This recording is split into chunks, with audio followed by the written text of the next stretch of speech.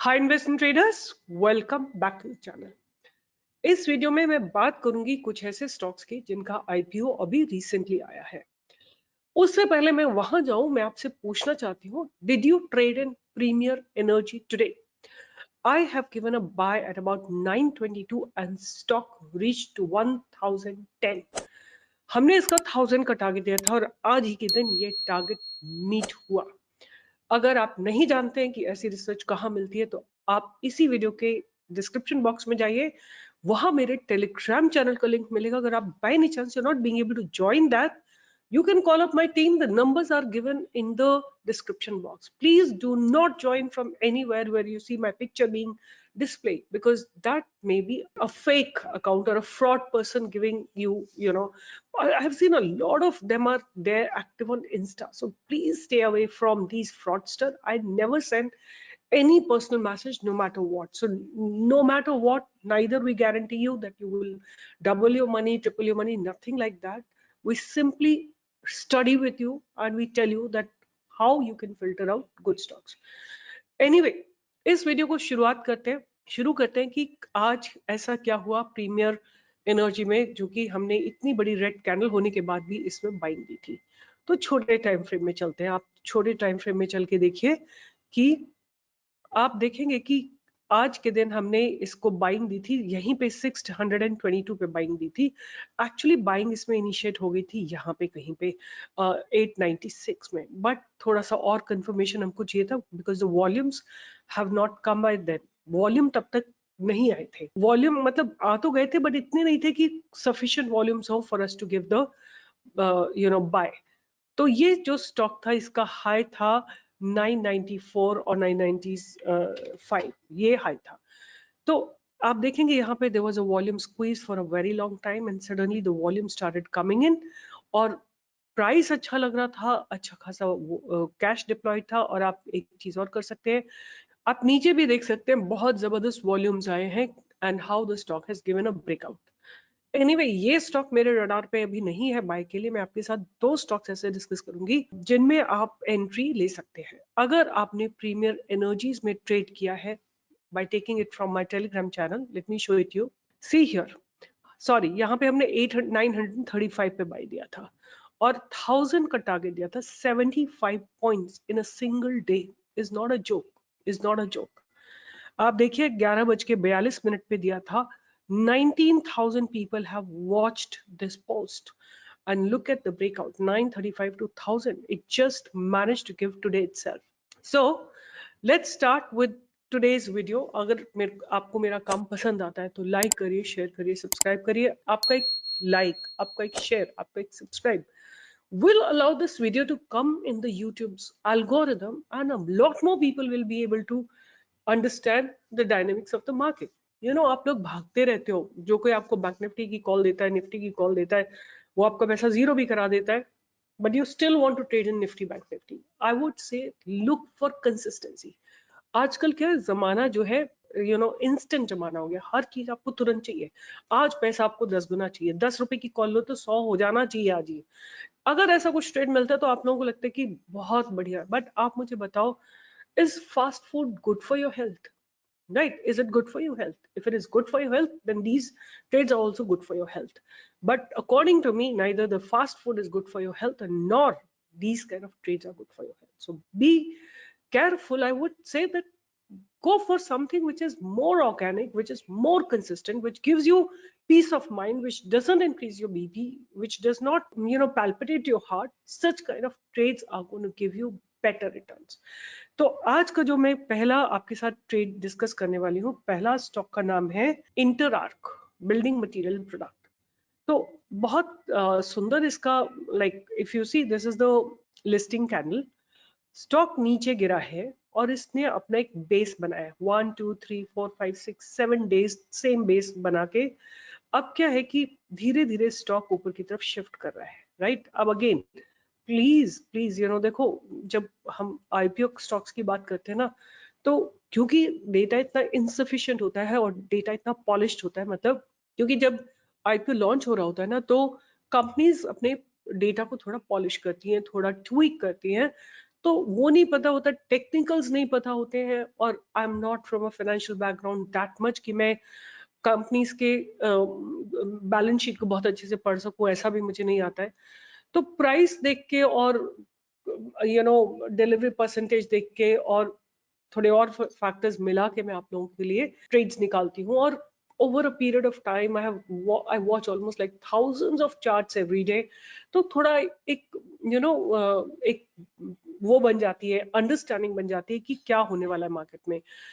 तो इसलिए क्या है, आप लोग इसमें बहुत बड़ी कैपिटल मत लगाओ, एक छोटी कैपिटल, एक मैनेज ट्रेडिंग प्लान बनाओ कि कहाँ पे खरीदोगे, कितना खरीदोगे, नीचे गिर गया तो क्या करोगे, और नीचे गिर गया तो क्या करोगे। ये सारा आपका एक प्लान होना चाहिए, और अगर आपका प्लान सक्सेसफुल हो जाता है तो धीरे धीरे क्वांटिटी को इंक्रीज करो, और नहीं होता है तो धीरे मतलब एक सपोर्ट पे आने पे आप और क्वांटिटी ऐड कर सकते हो। सो ये है इंटरैक्ट बिल्डिंग प्रोडक्ट। तो before we talk about it, before we talk about other factors about it, हम बात करेंगे कि ये कंपनी क्या करती है और इसके फंडामेंटल्स कैसे हैं। The company is 1975 crores, P is roughly about 22.9, ROC is about 22.5, ROE is about 20.4। और अगर हम बात करें तो this company is basically is provides turnkey pre-engineered steel construction solutions in India. So Interact Building Products ranked third in operating revenue from the PEB business। और अगर companies market share की बात करें तो pre-engineered steel building industry grew from 6.1% in year 23 to 6.4 in year 24, and it has executed 677 PEB contracts since year 2015. Now, what are basically pre-engineered steel buildings, PEBS, through two main services? So PEB contracts basically provide complete PEB solution on a turnkey basis. अगर इनके revenue की बात करें तो pre engineered building contract से 75.5% है, और building material से 23% है, एंड अदर्स से 1.5% है। अगर इनके एक्सपेंशन प्लान्स की बात करें तो company plans to set up manufacturing unit in Andhra Pradesh and Gujarat. The Andhra Pradesh facility will be set up in two phases. Anyway, let's go and see their fundamentals. The company is reduced debt. Company is almost debt free. Company has delivered good profit growth of 65.4% CAGR over last 5 years. Okay, so the data अगर हम देखते हैं कि profit and loss from 2019, तो इनका जो sales है almost double हो गई है, राइट। और अगर बात करते हैं प्रॉफिट की, तो प्रॉफिट ऑलमोस्ट लाइक 8 टाइम्स है, विच इज रियली गुड। और अगर बात करें ऑपरेटिंग प्रॉफिट मार्जिन की, तो वो 4 टाइम्स बढ़ गए हैं। अगर हम टैक्सेस की बात करें तो अगर देखो आप लास्ट 2 साल का कंपनी का प्रॉफिट एंड लॉस देखा जाता है, तो this could be possibly, just for the IPO they have done this. Profit before tax is 109 and 16 crores. Profit has drastically gone up. Net profit की बात करें, that has also gone up. EPS की बात करें तो grown massively. और अगर हम बात करते हैं कि रिजर्व्स की, तो रिजर्व्स अच्छे खासे हैं और बोरोइंग्स बहुत कम है। और cash from operating activity definitely is happening, and the profits from operations are pretty good. There is a net cash flow. Debtor days are decent at about 48। और अगर हम बात करें कि promoters holding, it's 59.9%, और FIs की holding 4.45% है। DIs की holding 12.38%, and public की holding is about 23.25%, right? So these are the fundamentals. I think देखने में तो बहुत अच्छे लग रहे हैं, but again I told you कि जब कंपनी ऐसा कुछ करती है, जब IPO लेके आती है, then usually their fundamentals are very very eye appealing, right? So anyway, अब इसको स्टडी करते हैं, कोशिश करते हैं to decipher what exactly happened. तो आज इसमें जो है आप देखिए, सुबह से खुलने के साथ ही open equal to low candle बनी है, और there have been good volume throughout the day, right. अब हमको इसमें क्या ढूंढना है कि कब ये आप इसमें बाइंग के लिए यही जोन है आपका, जो येलो कलर है, 1130 से लेके 1200 तक आपका बाय जोन है। अगर आपको ये यहाँ पे सपोर्ट लेता हुआ मिल जाता है 1131 पे, वहां से बाउंस होता हुआ दिखता है, तो नथिंग लाइक इट। बट अगर कल सपोज ये गैप अप खुलता है, तो आप वेट करेंगे 1220 ब्रेक होने का, उसके बाद आप इसमें बाय कर सकते हैं फॉर अ टारगेट ऑफ 1310, और आपका स्टॉप लॉस रहेगा या एक्यूमुलेशन जोन रहेगा 1130 तक। सो ये मेरा पहला स्टॉक था। दूसरा स्टॉक जो मुझे अच्छा लग रहा है, पहले उसके फंडामेंटल्स की बात करेंगे और उसके बाद हम बात करेंगे। The stock name is Indegene Limited, right? Indegene Limited is 14,567 crores. Company P is about 43.5. ROC is about 29%, ROE is about 26.9%. अब बात करते हैं कि ये कंपनी करती क्या है। देखो, अगर आप कभी किसी कंपनी में इन्वेस्ट करते हो, it's important that you know the fundamentals, right, on what exactly the company does, because many of you, आपको कोई लेना देना ही नहीं है, आपने नाम सुना इधर और उधर, आपने बाय कर लिया और उसके बाद फिर आप लोग रोते हो कि क्या हो गया, नीचे चला गया, ये हो गया, वो हो गया। और आप लोगों को ऐसे स्टॉक्स बहुत अच्छे लगते हैं जो अपर अपर अपर सर्किट में चलते हैं, और जो पेनी स्टॉक्स होते हैं ये भी आपको बहुत अच्छे लगते हैं।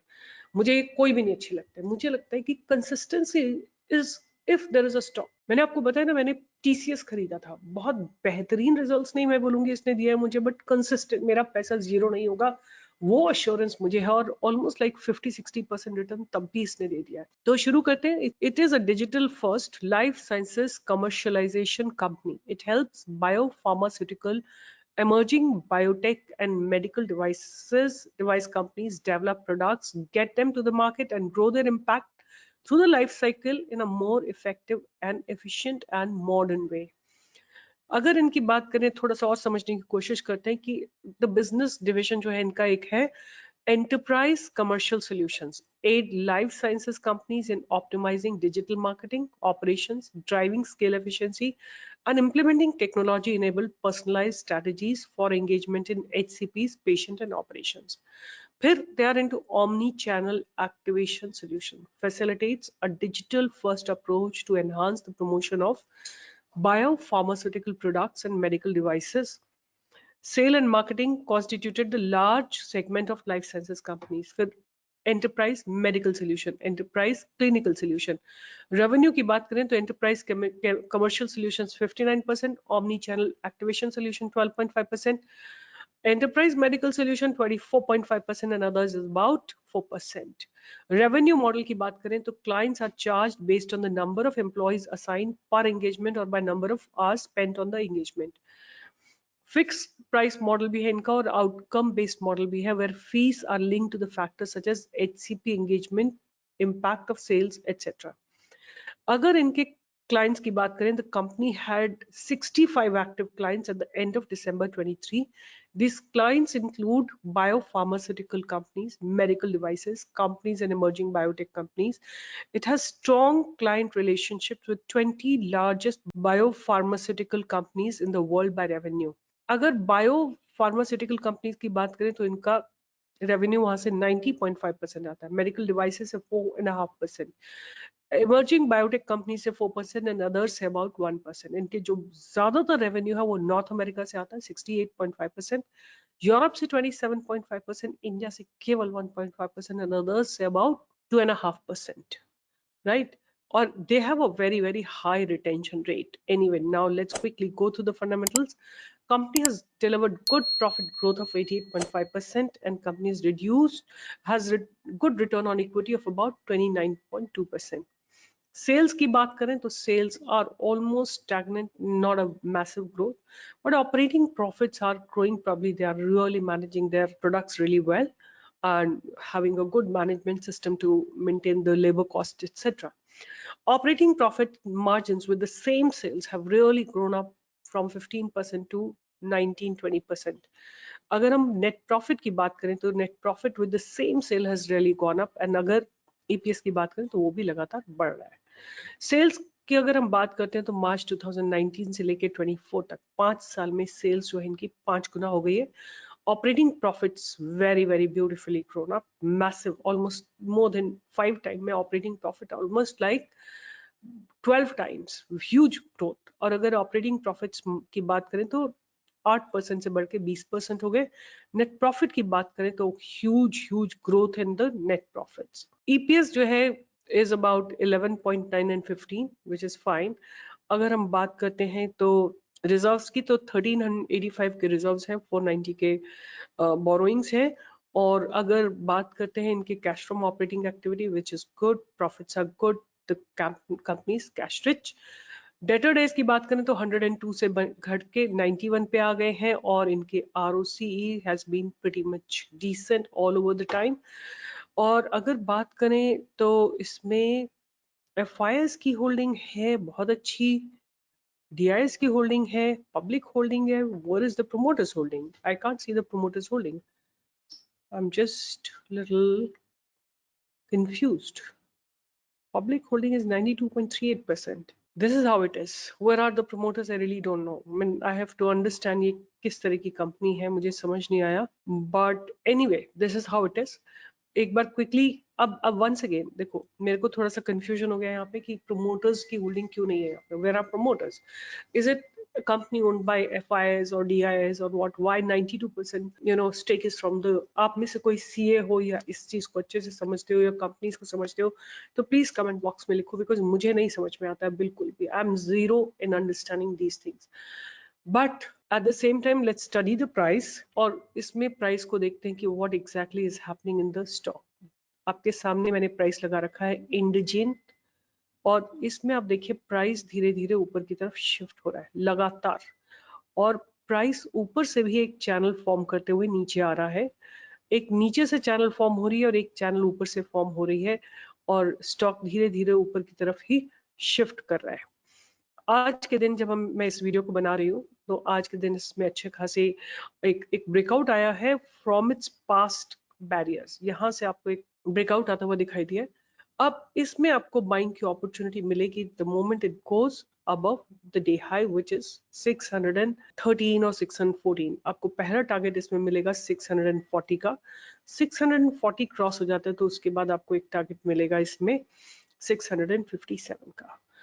ये टारगेट्स मिलेंगे, और अगर ये स्टॉक बाय एनी चांस इस ट्रेंड लाइन पे गिरता है व्हिच इज से अराउंड 580 और सो or 587, you can accumulate some more quantity. So I would be seeking an answer from you guys कि इसमें कहाँ है, where is the promoter, and when the promoters are not there, what does this signify? How can public hold such a huge portion of a company, right? So please write it in the comment box. I'll also learn from you because the process has to be both ways. I don't know many things in stock market. What I know, I share with you all, but what you know, please write in the comment box.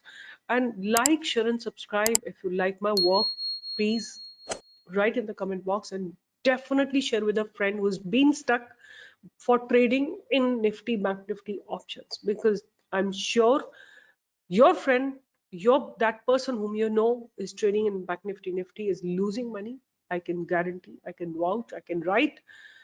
And there are many ways to make money by fooling people, by telling them all kind of stories and asking them to join something. कभी advisory, कभी उनके through आप कोई account खोलिए, और end of the day आप loss में रहते हैं और जो बंदा दूसरा है वो फायदे में हमेशा रहेगा. तो ध्यान रखिए कि आपको बेवकूफ नहीं बनना है, आपको हमेशा समझदारी से काम करना है. हमेशा मार्केट आपको निफ्टी, बैंक निफ्टी ऑप्शंस के लिए बुलाएगी, बट प्लीज मत जाना, उधर मत जाना. जाओगे तो फिर आके यहीं आओगे और पछताओगे और लिखोगे कमेंट बॉक्स में कि मैंने बहुत सारा पैसा बर्बाद कर दिया. With this, I'll be signing off. Stay tuned for more such updates.